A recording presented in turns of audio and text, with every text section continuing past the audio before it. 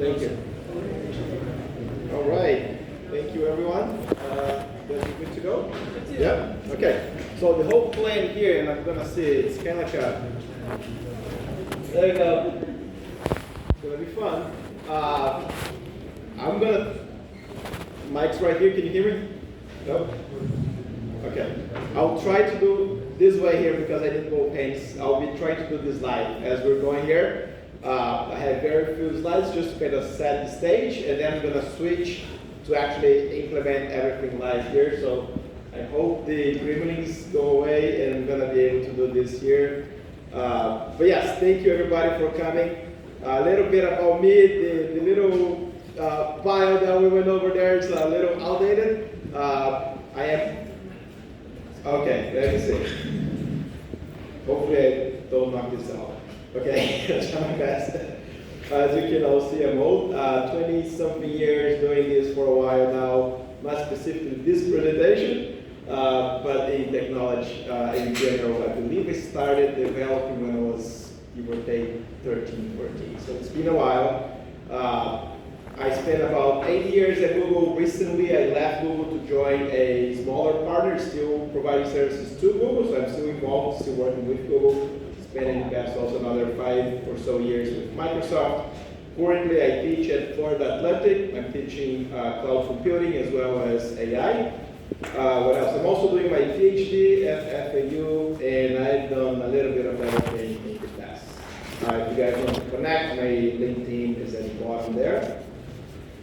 For today here, so the plan is kind of like improvised, but we're using Gemini pretty much to generate the code for us, and then we'll generate actually a chatbot using Gemini later on. So a little kind of inception moment of situation there.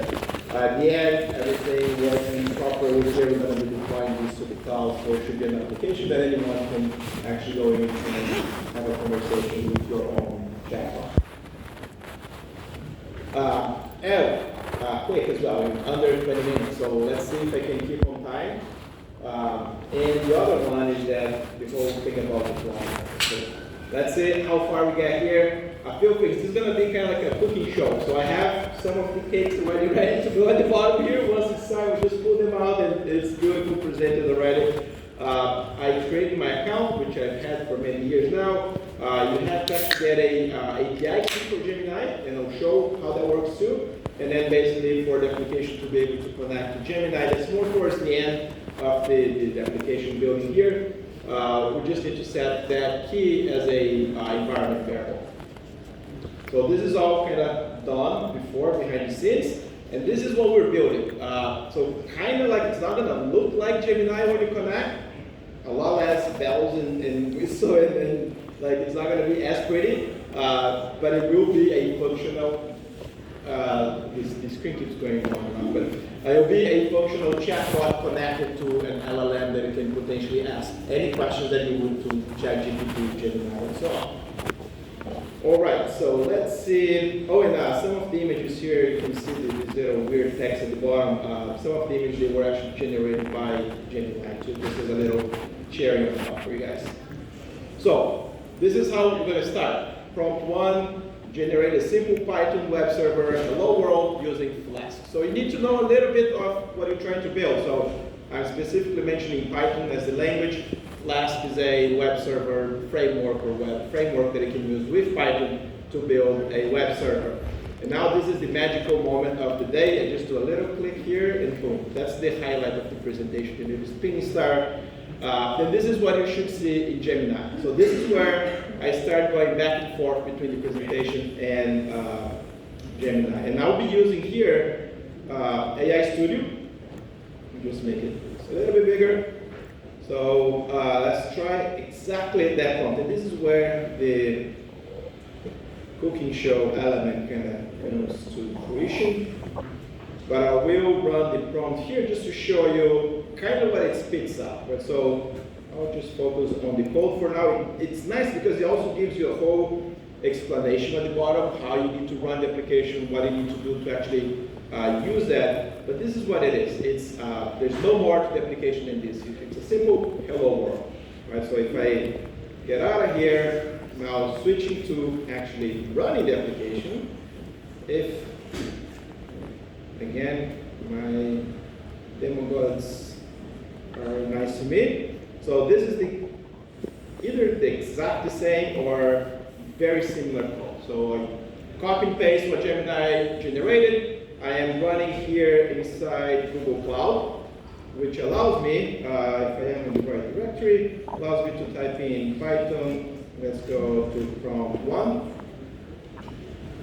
Oh, of course, there's a typo somewhere. Right, so I have a little URL that I can click on here, and this is the application. That's all it does, right? Nothing too fancy, that's what it was built to do. So let's kick it up a notch here, because that's not what we're trying to build. We want to make something a little more interesting, right? So we're going to have a conversation. So we're building a chatbot. We're going to carry a chat with our chatbot builder. Chatbot, I guess. I don't know how many times I can put that in a sentence.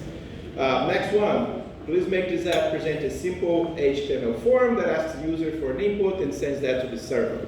Right. So if I run this back to, spilling the beans here already.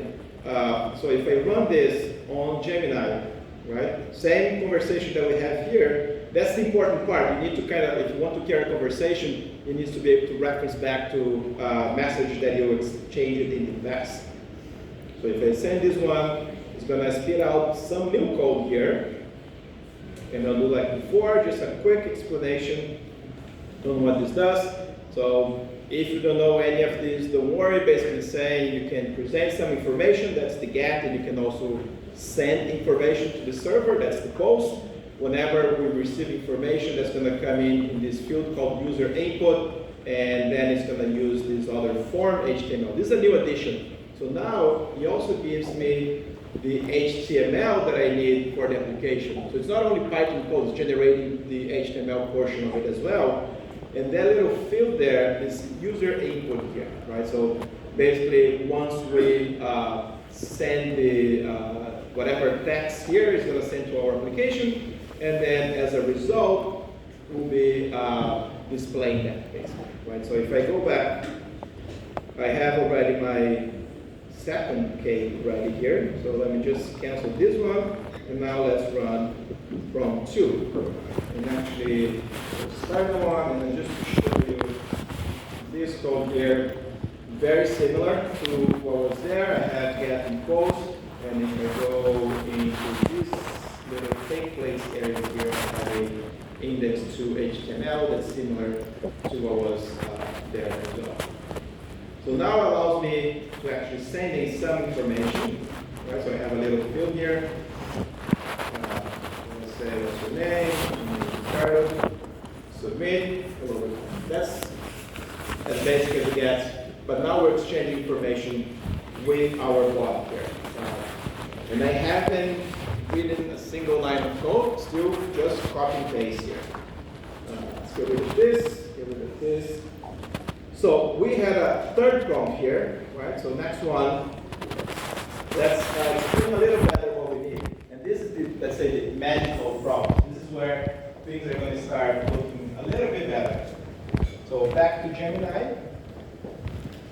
And I'll stand right, okay. The code's going to grow probably by a little bit now. So this is the new code. And the main thing here, I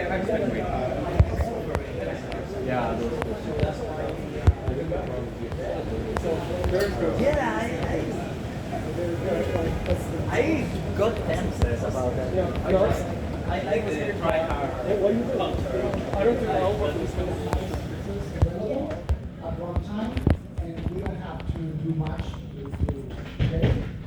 So, for the dependency of compose material tree adapted, it has a set of functions that return to us, give us the current window size, current window adapted info that give us the window size class, and the same function also provides the window posture. This is more important when we're working with foldables and I'm going to show you a demo later if I have some time. Small demo. So with these functions, we have everything that we need in order to have and to create adaptive layouts. So the first thing is the window size classes. The window size classes are a set of opinionated viewports breakpoint that allows us to design, develop, and test adaptive UIs. The classes categorize the display software app as compact, medium, and expanded. The width classes. The width classes. So the available width and height is classified separately. So we can have at any point in time there are two classes available. So we can work with the width and we can work with the height. Available width is usually more important because of the user part. Thank you. My pleasure.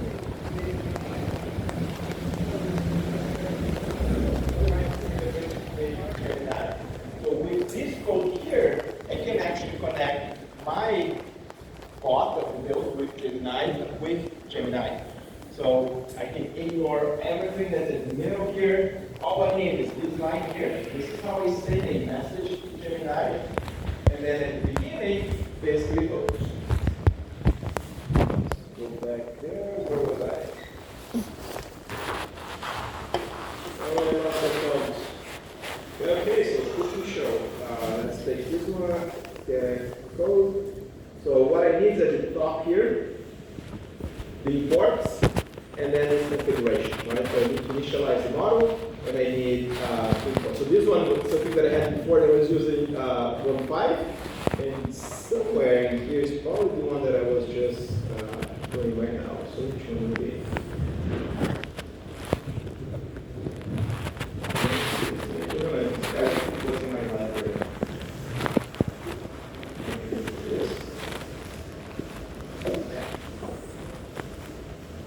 So if I copy this whole code, right? So copy this whole thing, go to our code there.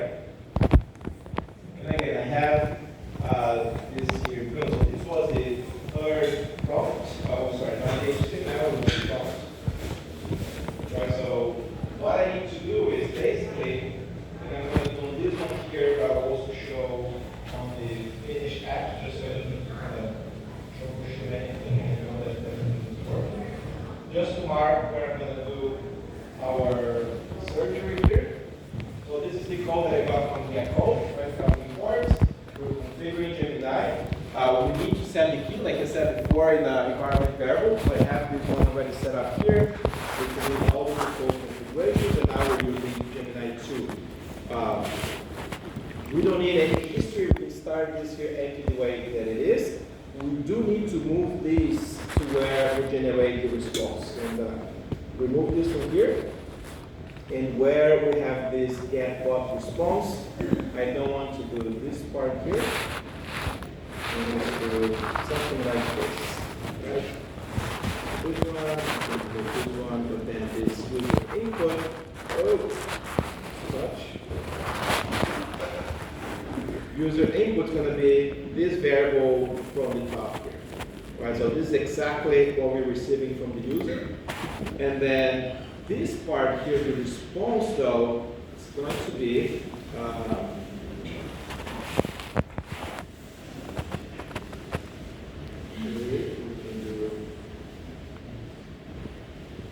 response.text. That's what we had on the print form. Right, so just to double check that, there was response.text. That's what this code here is printing, so that's what we want to send back whenever we're running the application. That's all I can try to be brave and run prompt 3 again with those changes, or not.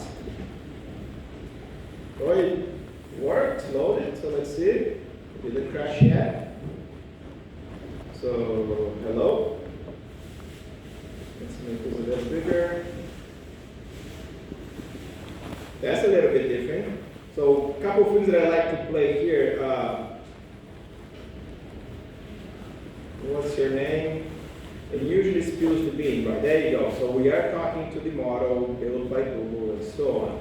So now our chat app is actually connected to Gemini. Just do copy paste little stitches in the application here, and we have this command, right? And then kind of super plain. I could end here and call it a day, but why if we still have maybe a few more minutes, right? So let's do few more things here, and then I'm going to switch back to the whole baking show again, right? So a little bit of our own pixie dust or salt bake here now, and then our application should look like something like this, right? So the main things that I'm going to change, and just to show again a little bit on the fast track here, I have a little diff file. So diff is basically showing the difference between two applications that I have, right? So the arrow pointing to the right is lines that I inserted, exactly what we just did here. There's one new thing here that we haven't done yet. It's markdown. It's just to do a pretty print on our wall. And then towards the, well, there's some other changes on the HTML. That's the bulk of the changes. On the Python code, the only thing to that I did was this markdown, which then as part of the response, I return instead of just response.text, I return the markdown pretty print version of the print or the response. And that's because Gemini has a tendency of responding in markdown, depending on the size of the response you're getting back. So just to show that, teach me to bake a cake. Get that bigger.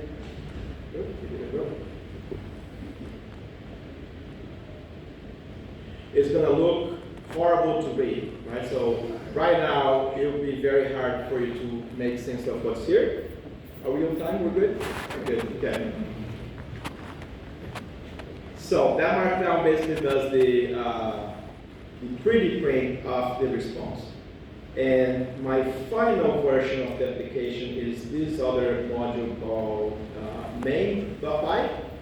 We still need to deploy this to the cloud, so let me just run main.py so you see what it looks like.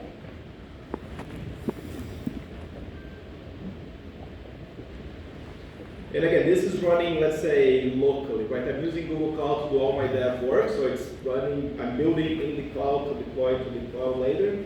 So teach me to bake a cake. But this application that I'm running, if you try this URL here, you're not going to have access to this. It's only for my machine, right? The markdown helps us with this highlighting like in bold, doing all the nice line breaks and everything that we need. Right? So it makes it much easier for us to actually read the response. Now, final step, and we are now truly getting to my 20 minutes mark here. That promise to be another 20 minutes. And I'm going to cheat one more time. So history, grab, gcloud, run, up.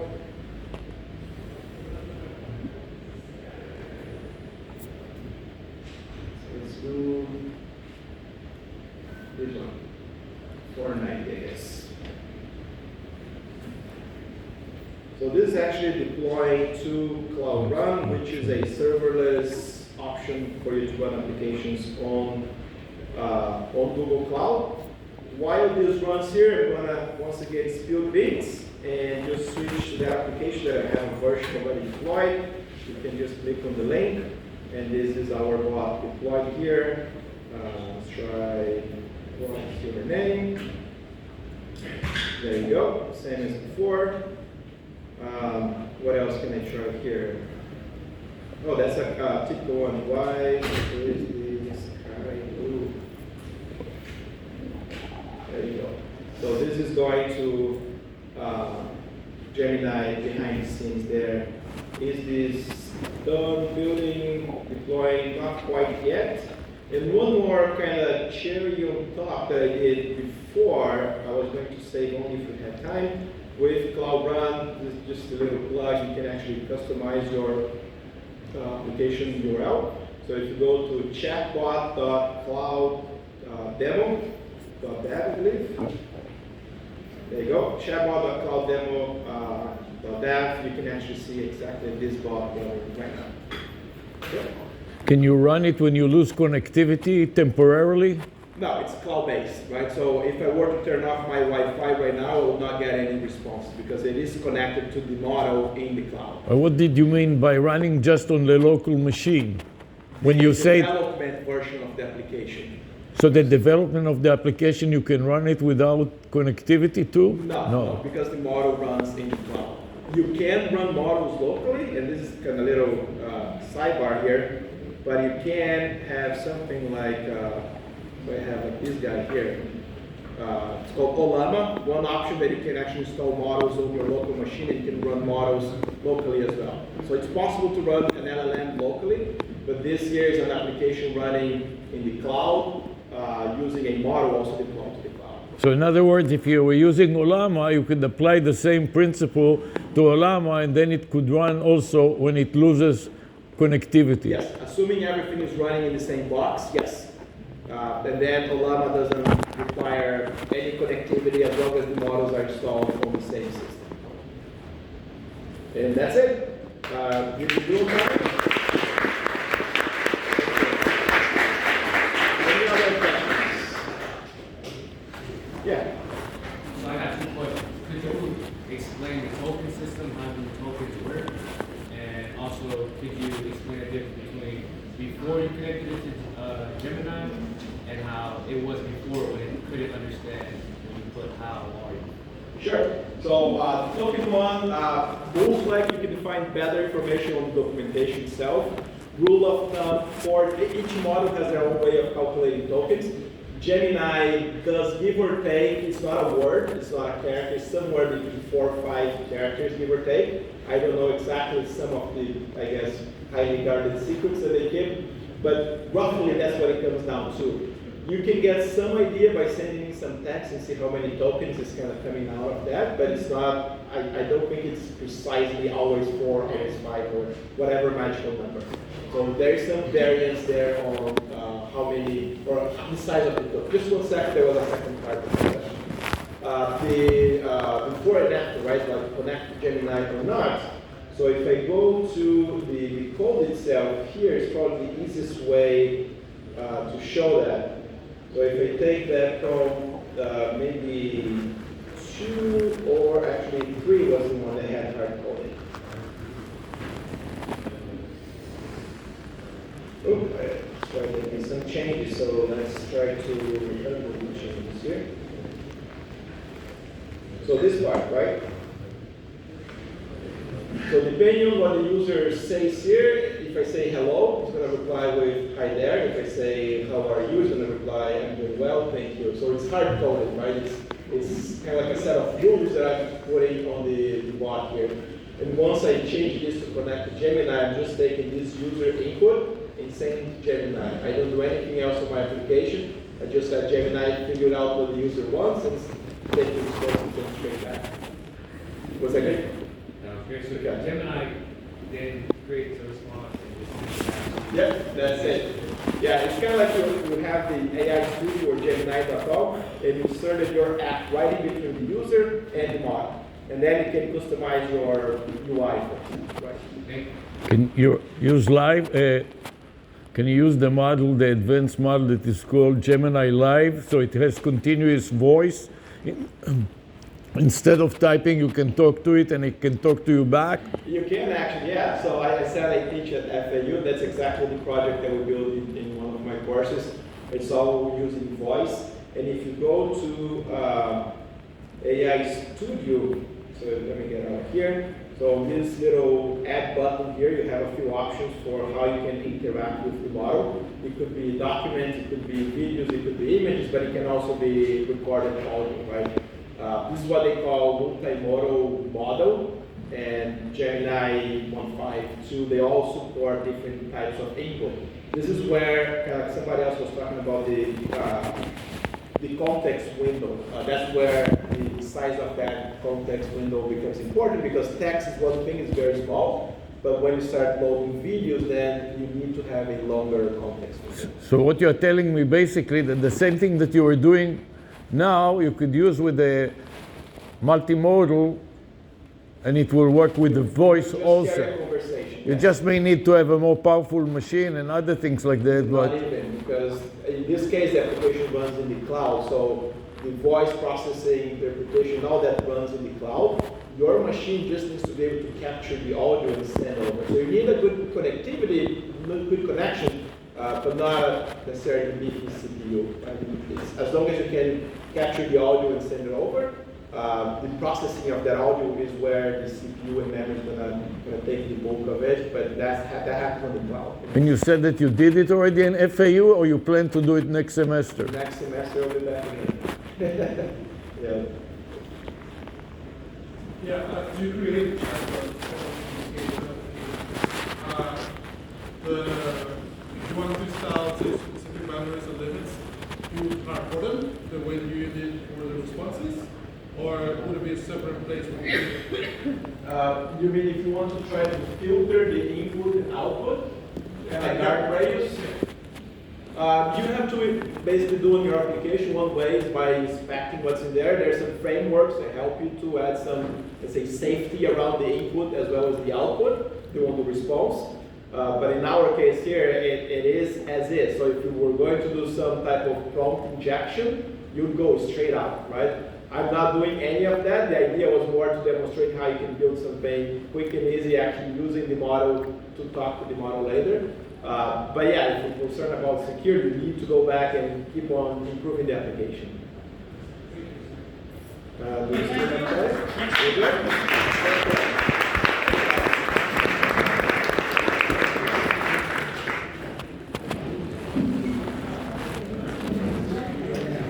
Okay.